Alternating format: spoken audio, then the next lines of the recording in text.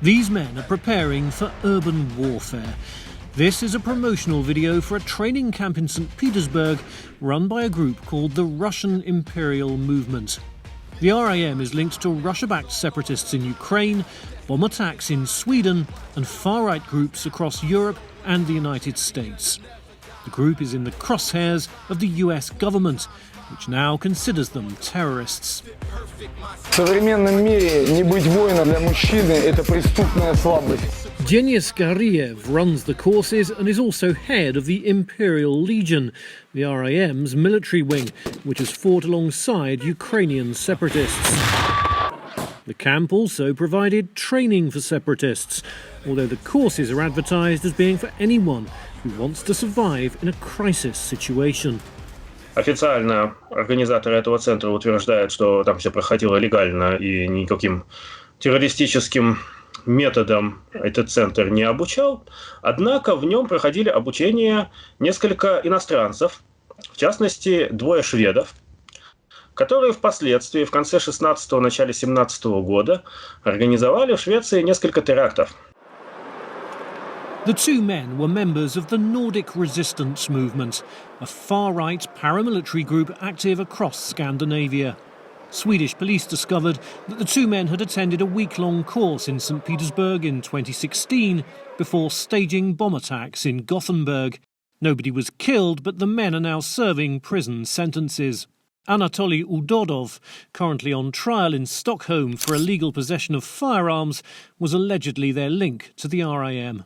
Надо помнить всегда, что русский народ является крупнейшим расчлененным народом мира вообще.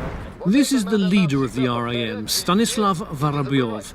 He has spearheaded its outreach to far-right groups in the United States and Europe. He made a trip to Vienna in December 2019 for a meeting of the Black-Yellow Alliance, which is campaigning for the re-establishment of the Habsburg monarchy. The RIM has a similar cause. Они монархисты. Они считают, исходят из идеи, что переворот 17-го года прошел нелегитимно, и де юре продолжает существовать Российская империя. В ней должна быть восстановлена монархия, царя должны избрать Земским собором. То есть, в общем-то, такие как бы бело-монархические мечтатели. On April the 6th, the United States designated the RIM leadership and its members as global terrorists, a first for a white supremacist group. The US State Department said the RIM had provided paramilitary training to white supremacists from Germany and Poland. Soon after, the RIM website and US social media accounts were taken down. But its Russian accounts are still up. Recent posts cast doubt on the threat of the coronavirus, criticising the Kremlin for its use of electronic surveillance to enforce a lockdown. The group is often critical of the current Russian authorities, but also tolerated by them. They have an ability to operate in the Russian Federation as a paramilitary entity. They must have some level of acceptance to use this territory that they've been using to do this paramilitary training. So there is certainly, at a minimum, from the Russian Federation, a scenario where they are, at a minimum, looking the other way.